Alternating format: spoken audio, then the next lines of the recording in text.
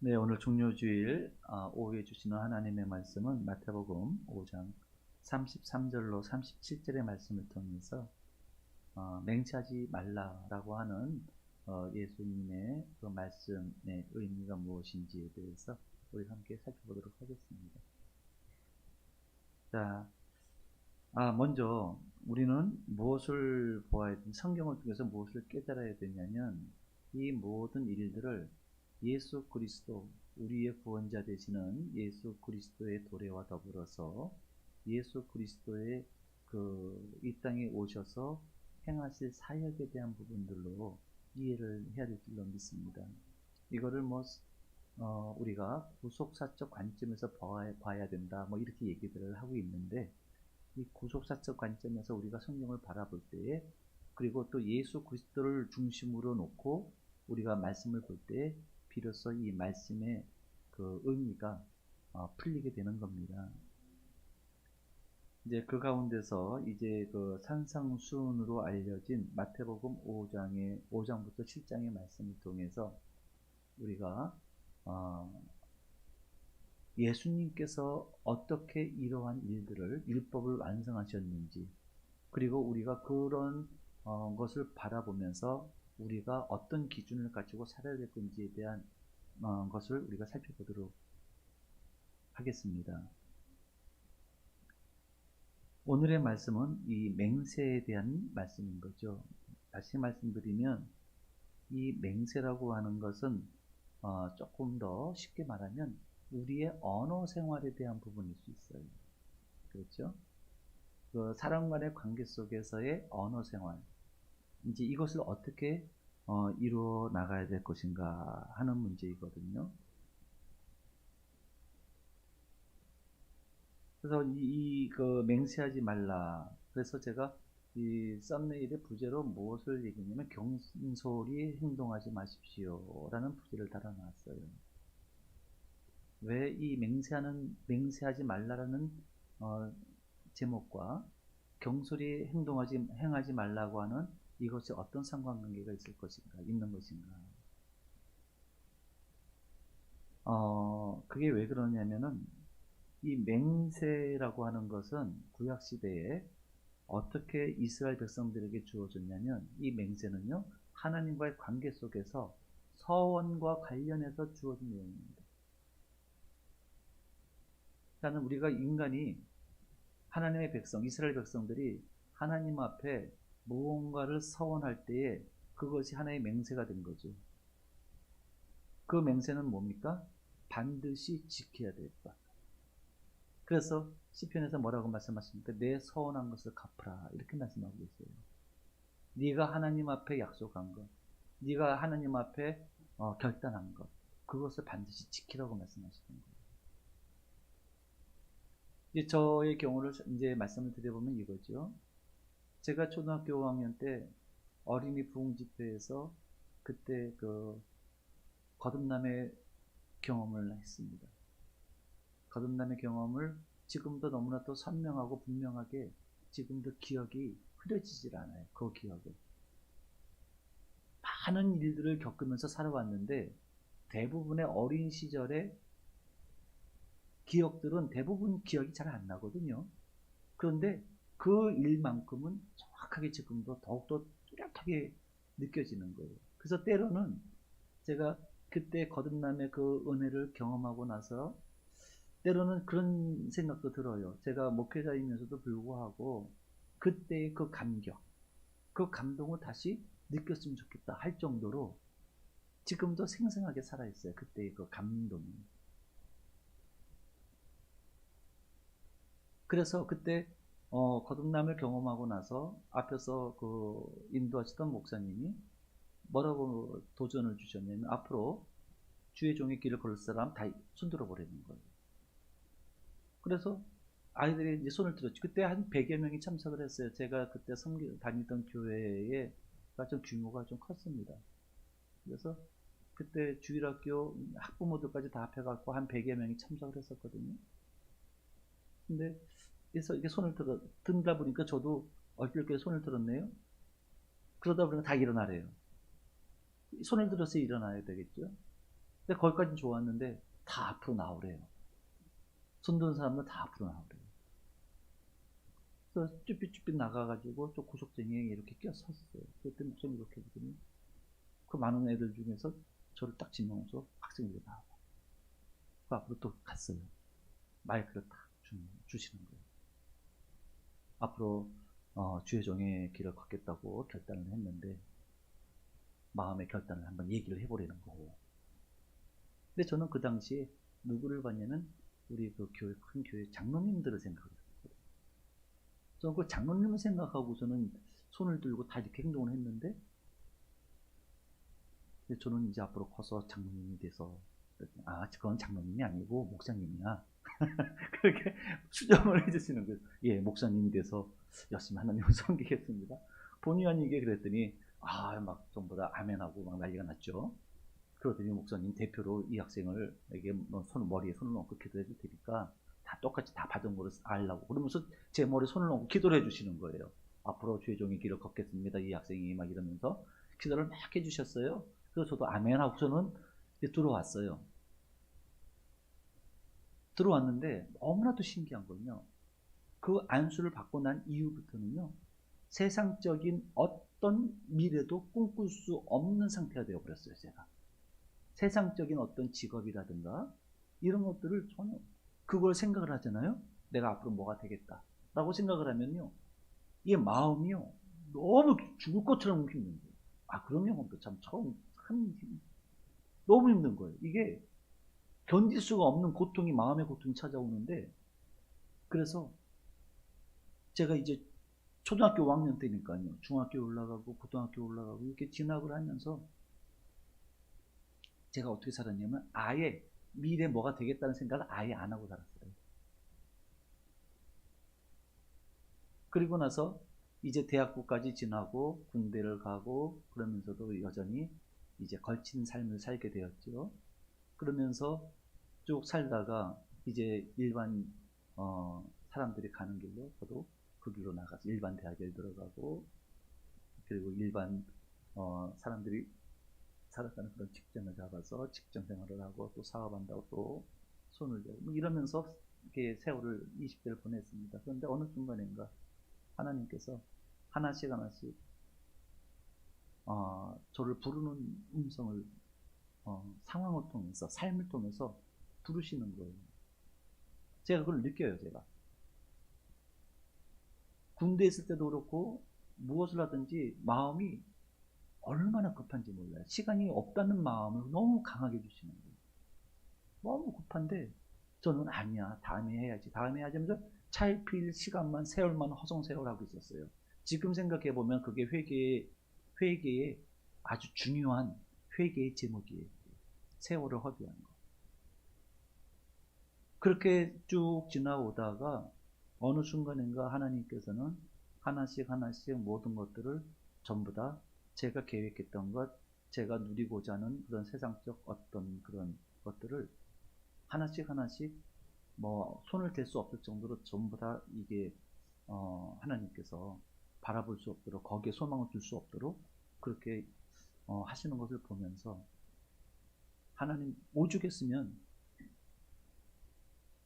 그때 저희가 속한 교구의 목사님이 하시는 말씀이 아무래도 이상하다는 거예요. 일반 사람들에게는 찾을 수 없는 고난을 저희 가정이 이거는 완전히 쓰나미처럼 다 맞고 있다는 거예요. 이거는 일반 성도들에게는 이런 고난이 있을 수 없는데 도대체 혹시 하나님 앞에 뭐 서운한 거 있냐고 그렇게 물어보시는 거예요. 아이가 병원에 있는데 그 오셔서 기도해, 신방 기도해 주시면서 돌아가시면서 그 말씀을 하시더라고요. 하나님 앞에 혹시 서운한 거 있냐고. 그래서 저는 그랬죠. 글쎄요. 그러고 넘어갔는데 딱 하나 생각나는 게 5학년 때 그거는 잊혀지지가 않는 거거든요. 그리고 나서 저희 부부에게 찾아오셔서 주의 종의 길로 가야 된다고 하는 분명한 다시 한번 콜링을 받고 결단하고 나서 저희가 주의 종으로 가야 되겠다고 결단한 그 순간, 그해 어떤 일이 벌어졌냐면 4년 동안 일어나지 못했던 둘째 아이가 안전뱅이가 일어난 것처럼 일어나는 역사를 보여주시더라고요. 그러니까 그게 하나의 표적처럼 너의 선택, 너의 그것이 맞았다라고 하는 그것을 분명하게 표적으로 경험하게 하시더라고요. 그때 하나님께 주신 말씀 뭔지 아십니까? 내 서원을 주께 갚으라. 무서운 거죠. 무서운 얘기입니다, 여러분. 하나님 앞에 그래서 첫째, 말을 하는 게 지혜로울 수도 있어요. 말을 함부로 하면 안 된다는 거죠. 그게 맹세거든요. 하나님께서도 우리에게 맹세하셨잖아요. 내가 너희를 구원하리라. 근데 어떻게 그 맹세를 지키셨어요? 하나님이신 하나님의 아들 예수 그리스도를 이 땅에 보내시고 십자가의 고난을 통해서 돌아가셨잖아요. 그렇게 지키셨어요, 하나님. 그러니까 이 맹세라고 하는 것은, 이 서원이라고 하는 것은 함부로 할 수 있는 것들이 아니라는 거예요. 그런데 여러분들, 우리가 살면서 이런 맹세들을 얼마나 남발하면서 살고 있어요? 그죠? 굉장히 많이. 난 맹세해. 이게 어찌 보면 우리의 대화의 아주 그 메뉴예요. 나 맹세해. 맹세코. 나는 그런 말 한 적 없어. 또 나는 그렇게 한 적이 없어. 나는 맹세코. 나는 그렇게 할 거야. 내가 맹세해. 맹세할 수 있어? 맹세해. 할 수 있어. 이런 대화들을 우리가 너무 쉽게 한다는 거죠. 그런데 이런 맹세를 우리만 그런 게 아니라 이거는 구약시대 때의 성도들도 똑같이 모습을 보였다는 거예요. 심지어는 하나님 앞에 맹세를 하고도 그것을 지키지 않는 이스라엘 백성들이 얼마나 많았어요. 대표적인 예로 우리 사사시대의 이스라엘 백성들의 모습 보세요. 하나님만 섬기겠다고 해놓고 반복적으로 생활이 안정이 되면 다시 세상으로 빠져 하나님을 떠났잖아요. 이게 계속 반복이 됐었어요. 반복이. 어렵고 힘들면 하나님 앞에 부르짖으며 기도하잖아요. 기도하고 나서 하나님께서 그 기도를 들으시고 응답해 주셔서 다시 문제가 해결되어지고 모든 삶이 정상으로 돌아오게 되면 다시 그때의 약속을 잊어버리고 내 마음대로 사는 거죠. 그래서 우리가 기도할 때 급한 일이 있어서 기도 제목에서 기도할 때는요, 항상 우리가 조건을 걸어요. 하나님이 이걸 응답해 주시면 난 이렇게 하겠습니다. 이런 조건을 거는데 조건 걸지 마십시오. 절대로 조건 걸면 안 되는 거예요. 그렇게 하지 마시고 그냥 하나님의 긍휼하심을 구하시기 바랍니다. 그래도 하나님께서는 들어주시는 거예요. 왜냐하면 여러분들은 하나님의 자녀들이기 때문에 그래요.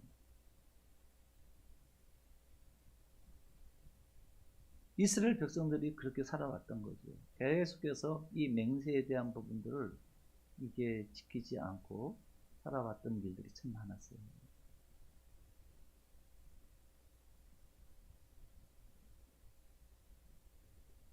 참, 그런 면에서 우리가 이 맹세하지 말라 이 말씀을 하나님께서는 구약에서는 이와 같이 반드시 지키라고 말씀하셨는데, 이제 그래서 이 맹세를 서원과 관련해서 주셨는데, 이 조항이 결국 나중에는 어떻게 변질이 되냐면 사람 사이의 맹세에 관한 규정으로 이 둔갑이 되어버려요.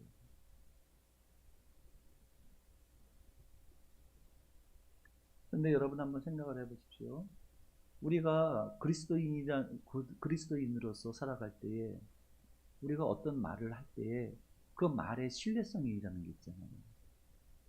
우리가 사람과의 관계 속에서 말의 신뢰성이 있어요. 저도 그런 부분에 대해서는 굉장히 긴장을 하면서 살고 있는데, 특히 이 약속에 대한 부분들이죠. 이 맹세는 약속의 한 부분이잖아요. 제가 가장 힘들어하는 부분 중에 하나가 뭐냐면 약속을 지키지 않는 사람입니다. 가장 단순한 예로 우리가 일상생활에서 늘 경험할 수 있는 것 중에 시간 안 지키는 분들. 근데 못 지킬 수 있어요. 상황이 안 될 수 있어요. 그러면은 그거에 합당한 그 상황들을 이해를 시키면 되는 거거든요. 그러면은 서로가 이게 되는 거거든요. 피치 못할 사정이 있을 수 있어요. 근데 어떤 분은요, 이거를 반복적으로 약속을 해놓고 안 지키는 분들이 있어요. 하다못해 목사님들조차도 만나자고 약속을 하고 어떤 일을 계획해서 그 일을 하기로 해놓고 나서 당일이 되면은 연락도 되게 되는 분들이 꽤 많아요. 뿐만 아니라 그 약속에 대한 부분들을 해놓고 나서 일을 다 진행시켜 놓고 나서 시간 돼가지고 전화를 하는 거예요. 나 못 가게 됐다고. 도무지. 근데 이것이 제가 가만히 보니까는 일회성이 아닌 거예요. 습관적이라는 거예요. 제가 가만히 경험해 보니까 이거는 약속을 어기는 거지 습관적이었어요. 그런 분들은 일단 약속을 해놓고 나서 자기 편한 대로 모든 것들을 다 이렇게 해버리는 거예요. 제가 그런 목사님들도 있더라고요. 죄송합니다. 하여튼 어쨌든 우리 목회자들, 주의 종들은 높은 도덕성이 요구되는 거거든요. 사실. 부족함에도 불구하고 도덕성이 요구되고 수밖에 없는 것은 우리는 예수 그리스도의 이름으로 우리가 정리되지 않으면 하나님의 뜻을 온전히 따를 수가 없기 때문이에요. 그러면 우리가 정리됐다는 얘기는 뭡니까? 하나님의 말씀에 따른다는 것은 뭡니까? 높은 도덕성을 보여줄 수 있는 상태에 있다고 인정이 되어지는 거죠. 그래서 세상 사람들이 목회자, 목사 이러면은 인정을 해주는 거죠. 여러분들이 잘 아시는 것처럼 1907년도 평양 대부흥운동 부흥이 일어날 때 어떤 일이 있었죠? 많은 그리스도인들이 자기의 죄를 그냥 다 드러냈어요. 자기가 살면서 잘못한 거, 도둑질한 거, 사기친 거, 남몰래 물레방 안에서 이웃집 아녀자를 만난 거, 뭐 이런 것들을 다 드러내고 회개를 했단 말이에요. 그리고 굉장히 정직했어요. 그러다 보니까 이 그리스도인들 그러면은요, 그것 자체가 교회 다니는 사람 그러면 그것 자체가 사람들에게는 하나의 신용 보증이 되었던 거예요. 그렇지 않아요? 옛날에 그랬죠. 그게 신용 보증이에요. 저 사람은 어떤 일이 있어도 약속은 분명히 지킨다는 거예요.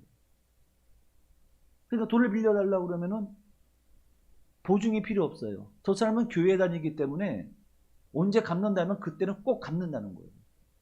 그러니까 보증을 안 써도 교회 다닌다 그러면 그냥 담보 없이 돈을 빌려주기도 했단 말이에요. 그 당시에는. 이게 성도의 모습이었거든요. 근데 오늘날 우리 자신들 돌아보면 우리의 자화상은 그렇지 못한 부분이 있다는 거죠. 저도 한때는 그냥 자유롭게 생각을 했었는데 이 약속이라고 하는 것은 굉장히 중요한 거구나 라는 것을 깨닫게 됩니다. 특별히 이 하나님과의 관계에서의 약속, 서원은 이거는요, 아까도 말씀드렸지만 내가 안 한다고 안 하는 게 안 되는 게 아니에요. 하나님을 그거를요 항상 기억하고 계세요. 항상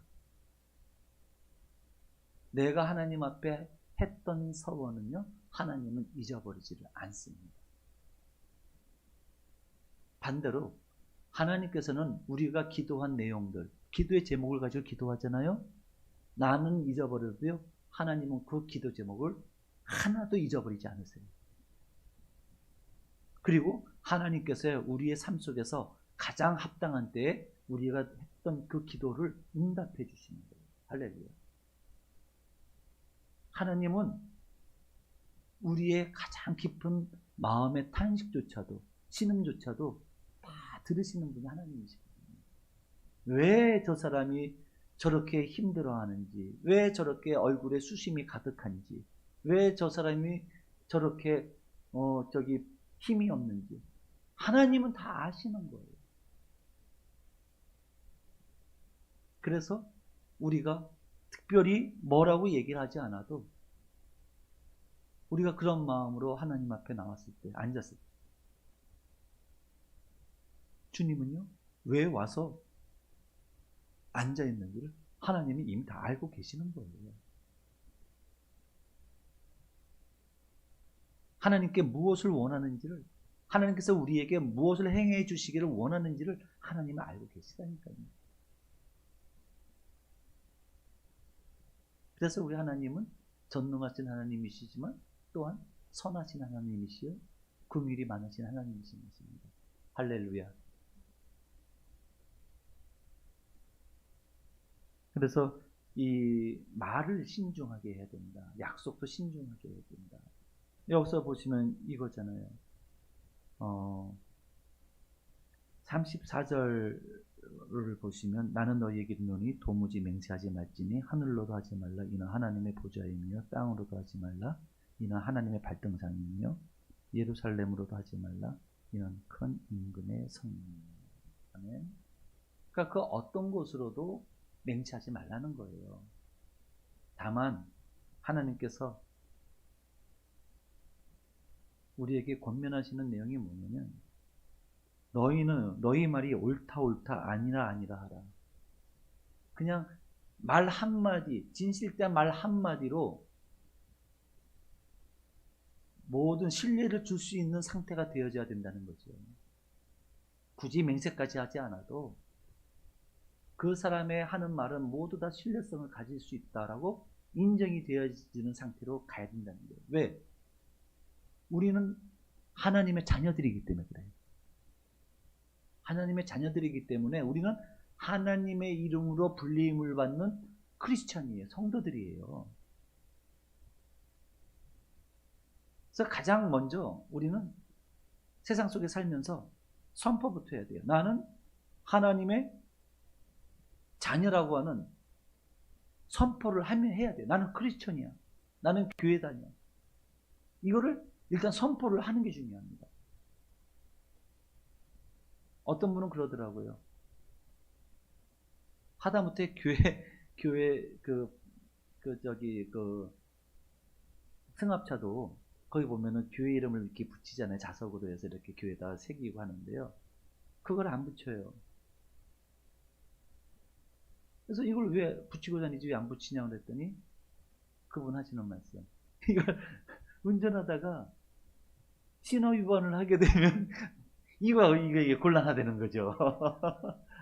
그리고 또 이렇게 가다가 또 왜 운전하다 보면 화가 나잖아요. 예, 화가 나면은 자기도 모르게 육두문자가 나오잖아요. 그렇게 되면 그 소리를 누가 들으면 교회차인데? 진짜로 그렇더라고요. 아무것도 안 붙어 있는 상태에서 운전자가 막 말을 험하게 하면은 이해가 되는데 거기에 교회 명판을 딱 붙여놓고서 다니는 교회차가 운전자가 막 욕을 해버리면 저거 뭐냐? 이런 생각이 든다는 거예요. 예, 그래서 그런 실수를 할 수 있을까봐 교회에 그거를 안 붙인대요. 한편으로 보면 지혜로운 것 같은데요. 그러면 이전에도 그렇게 살아야 되잖아요. 근데 이전에는 그렇게 안 했거든요. 내가 성도라고 하는 크리스천이라고 하는 분명한 표지를 세상에 선포하면서 살았어요. 나는 교회를 다니기 때문에 이거는 하면 안 된다고 분명하게 선을 긋고 살았단 말이죠. 그 얘기는 뭐예요? 하나님의 말씀대로 살겠다고 하는 결단이 요구되는 거죠. 근데 그 결단이 힘든 거예요. 그래서 세상 속에서는 그냥 그렇게 편하게 살다가 또 교회에 와서는 가장 신실한 교인의 모습으로 또 교회 생활하고 또 세상 나가면 그 누구보다도 세상 사람들처럼 살고 또 교회 와서는 또 신실한 성도로서의 삶을 살고 이런 이중적인 모습. 근데 중요한 건 뭡니까? 하나님이 그러한 삶의 모습을 어떻게 보시냐를 생각을 해야지 우리가. 그렇지 않습니까? 하나님이 우리의 삶을 그러한 모습을 어떻게 보시느냐, 그거를 우리가 한번 돌아봐야 된다는 거예요. 그러니까 여기서 말씀하신, 예수님께서 말씀하시는 이 맹세하지 말라라고 하는 것. 옛날에는 맹세하지 말라, 맹세하라고 그러셨거든요. 그만큼 네가 한 말에 책임을 지라는 얘기였거든요. 근데 예수님께서는 맹세하지 말라고 말씀하세요. 왜 그러셨을까요? 율법의 완성인 거예요. 굳이 맹세라고 하는 그 부분에 대한 부분들을 얘기하지 않아도 삶 자체가 맹세와 같은 말을 하고 맹세와 같은 행동을, 삶을 살라는 거예요. 무슨 말씀인지 아시겠죠? 그래서 예수님께서 하신 이 말씀을 이 율법의 완성으로 말씀을 하시는 거예요. 나는 율법을 폐하러 온 것이 아니라 율법을 완성시키러 왔노라. 너희가 바리새인의 그 의보다 크지 않으면 절대로 천국에 들어갈 수가 없다. 그 말씀하시는 거예요. 여기서 의라고 그랬어요. 의. 그러면 이 의는 우리 사람이, 자 보십시오. 우리가 실수 안 합니까? 아까도 오전에도 말씀을 드렸는데 우리 모두 사람 실수한단 말이에요. 실수할 수 있어요. 그러면 이 새로운 이 완성된 율법을 우리가 어떻게 지킬 수 있습니까? 다시 한번 말씀을 드리지만 예수 그리스도와 함께 동행하는 삶을 사셔야 되는 거예요. 그러니까 주님과 하나가 되는 거예요. 주님을 내 마음속에 모시고 날마다 주님을 의지하면서 사는 삶이 돼야 된다는 거죠. 할렐루야. 저는 이 보면서 근데 바리새인들이 왜 율법에 자꾸만 이 그러니까 집착을 하는지 여러분들 아십니까? 왜 바리새인들이 그렇게 율법을 지키기를 그렇게 강조했는지. 심지어는 장로의 유전이라고 할 만큼, 가령 해지 이후에는 일하지 말라고 했을 때, 그게 해가 5시에 진다 그러면은 장로들은 유전은 뭐냐면 4시까지만 일하라는 거예요. 그래야 4시까지 일을 마쳐야 뭐 집에 돌아오든 뭐 하든 그 하나님의 율법을 지킬 수 있다는 거거든요. 왜 바리새인들과 서기관들이 그 율법에 이토록 집착을 할 수밖에 없었을까? 아시냐고요? 아십니까? 율법을 지키지 않아서 쓴맛을 봤거든요. 역사적으로. 이스라엘 백성들은요, 하나님의 말씀을 제대로 지키지 않아서 많은 이스라엘의 고난의 역사는요, 하나님의 말씀을 어긴 역사와 맥을 같이 하면서 가고 있어요. 율법을 지켜야 되는 거였어요. 율법을 지키지 않아서 이스라엘 백성들이, 이스라엘이 그렇게 고난을 당했다는 거거든요. 그러니까는 뜨거운 거예요. 율법을 지키지 않으면은 또다시 개인이나 국가가 큰 어려움에 직면한다는 것을, 이거는 역사적으로 이게 각인이 돼가지고 이 바리새인들은요, 율법을 안 지키면 안 되는 거예요. 그냥 유독 율법에 집착을 할 수밖에 없었던 이유가 바로 그 이유거든요. 그런데 그러다 보니까 정작 뭘 놓쳤어요? 하나님께서 율법을 주시고 하나님 나라의 법을 주시고 하나님께서 하나님의 나라를 이스라엘 백성들에게 세우시려는 그 메시지를 주셨는데 그 속에서 뭘 놓쳤다고요? 메시아를 놓친 거예요. 그리스도를 놓친 거예요. 인간으로서는 구원함에 이를 수가 없거든요.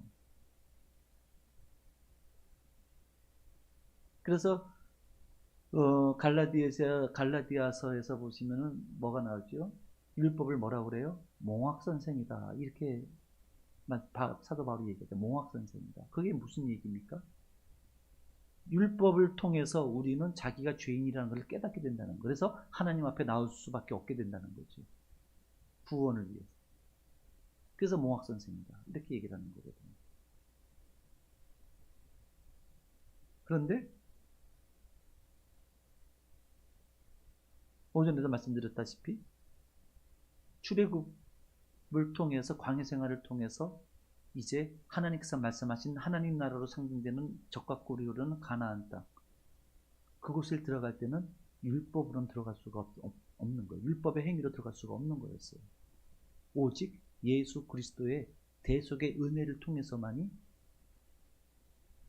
가나안 땅에 들어갈 수가 있고, 그리고 우리가 지금 살아가고 있는 삶이 뭡니까? 예수 그리스도를 통해서 우리는 하나님 나라에 나아갈 수 있는 길을 찾게 된 거 아니겠습니까? 근데 그렇죠. 그러면 이제는 어떻게 돼요? 지금 우리가 살고 있는 이 가나안 정복 전쟁이라는 것은 결국은 우리가 살면서 이 세상 속에서 하나님의 나라를 세워 나가기 위해서 악과의 싸움에서 이겨야 된다는 거예요. 무슨 말씀인지 아시겠죠? 근데 이스라엘 백성들이 생활이 안정되니까 어떻게 돼요? 정복 전쟁을 멈추잖아요. 처음에는 어려움을 만나서 그 길을 멈추려고 하더니 나중에는 생활이 안정되니까 이제는 안락함에 젖어서 그 도전을 멈추는 거예요. 근데 갈렙이 어떻게 돼요? 나이 84세, 내 나이 80이 되었지만 청년 때에 그 힘을 잃지 않았다. 하나님께서 허락하신 땅이니 이 산지를 내게 주소서. 내가 가서 취하리이다. 할렐루야. 이 산지를 내게 주소서예요. 그 얘기는 뭡니까? 예수 그리스도의 이름으로 우리가 살아가면서 하나님 나라를 세워가는 일에 불가능의 벽을 뛰어넘을 수 있다는 거예요. 우리가 어떻게 해요? 예수 그리스도를 힘입어서 그 벽을 뛰어넘을 수 있는 겁니다.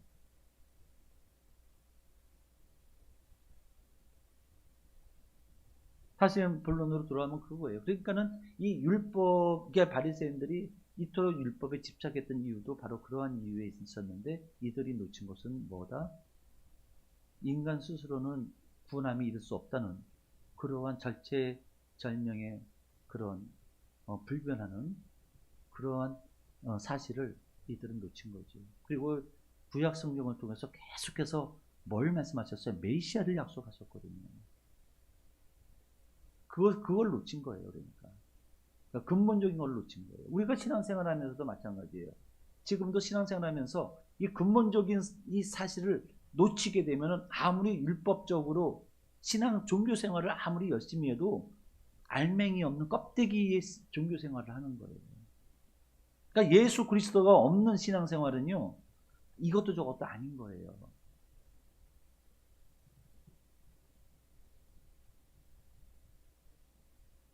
그렇기 때문에 우리 그리스도인은요, 율법에 집착하는 것이 아니라 예수 그리스도를 놓치면 안 된다는 거예요. 그리고 이제 그러므로 말미암아 예수님과 함께 동행하는 삶을 살 때에 우리는 경솔하게 행동하면 안 된다는 것을 예수님을 통해서 지금 말씀을 받는 거죠. 절대로 경솔하게 행동하지 마라. 왜냐하면 누구한테인가 맹세를 하게 되면요, 그것은 여러 가지 의도가 있을 수 있다는 거예요. 그래서 이게 보시면은 이에서 지나는 것은 악으로부터 나느니라 이렇게 말씀하고 있습니다. 이에서 지나는 것은 37절에 악으로부터 나느니라 이렇게 말씀하신 거예요. 맹세하지 않아도 너희 삶 자체가 평범하게 하는 말 한마디가 진실되어져야 된다는 거예요.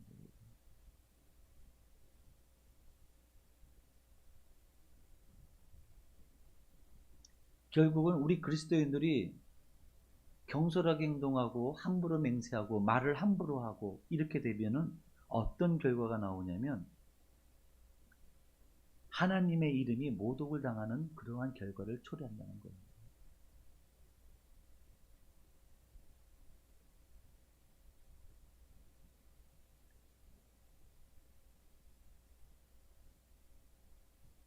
격세지감이죠. 요즘은요, 밖에 나가서 목사라고 하면은 별로 신뢰를 안 해요, 잘. 특히 얼마 전에 정명석의 그 나는 신이다 로 시작되는 시리즈가 방영되고 나서 이와 유사한 일들이 교회 안에서도 일어나는 모습들을 경험한 성도들, 많은 사람들이 교회를 떠나고 그 사람들이 교회에 대한 시각을 상당히 부정적으로 바라보는 그렇게 됐어요. 그래서 밖에서 볼 때는요, 이단과 정통교회의 구별이 없죠. 똑같이 다 교회로 취급이 돼요, 여러분. 신천지를 얘기를 하더라도 그렇고. 우리 정통교회가 이단이라고 규정한 이단, 분명한 이단성 있는 그러한 종파들을 밖에서는 하나님의 이름을 부르고 예수님의 이름을 부르니까 교회라고 생각을 하는 거죠.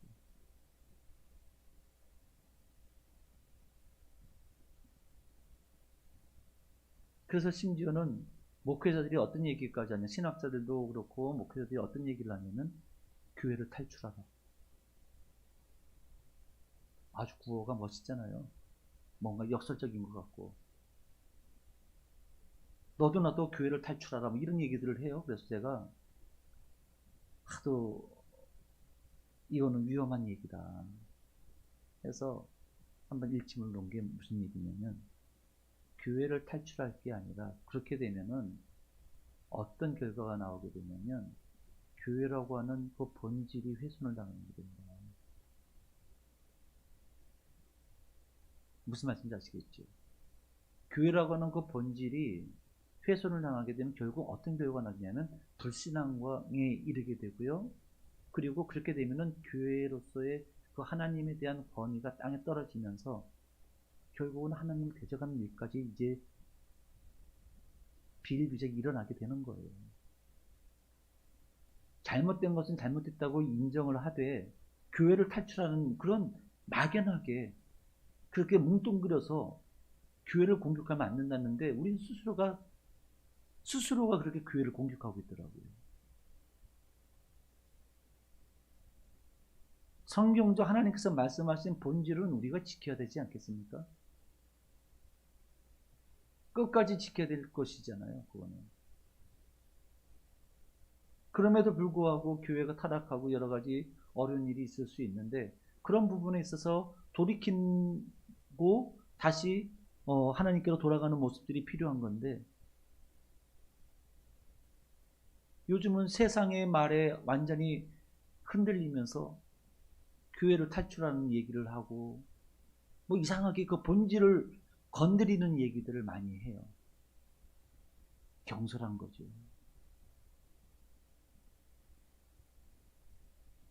깊게 생각하지 않는 거예요. 하나님은요, 주님 오시는 그날까지 내가 이 반석 위에 교회를 세우리라고 말씀하시고 음부의 권세가 결코 이기지 못하리라고 말씀하셨거든요.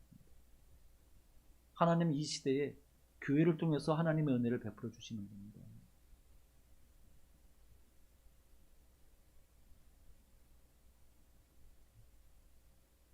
성경의 말씀도 하나님의 말씀도 하나님의 관점에서 우리가 하나님의 말씀을 받아들이고 또 그 말씀을 통해서 우리가 점점 하나님의 도우심을 받고 인도하심을 받아서 우리의 성품도 우리의 인격도 점점 성화되어져 가야 되지 않겠습니까? 이 가치를 여러분들 정확하게 바라보고 그 본질을 잃어버리면 안 되겠습니다. 말씀을 마치겠습니다. 그렇습니다. 맹세하지 말라라고 말씀하시는 예수 그리스도의 그 말씀 속에는 경솔히 행동하지 말고 어디를 가든지 하나님의 영광을 나타내기에 부족함이 없는 삶을 살라고 말씀하고 계시는 것입니다. 그리고 일단 마가복음의 16장에서도 말씀하시는 것처럼 믿는 자에게는 새 표적이 따른다고 그러지 않습니까? 믿는 자에게는 새 표적이 따르리니 그들이 내 이름으로 귀신을 쫓아내며 새 방언을 말하며 새 방언을 말하며. 이 언어가 굉장히 중요하다는 것을 말씀하고 있어요. 물론 모든 것 삶이요, 이 삶도 중요한데요, 삶보다 앞서는 것이 언어거든요.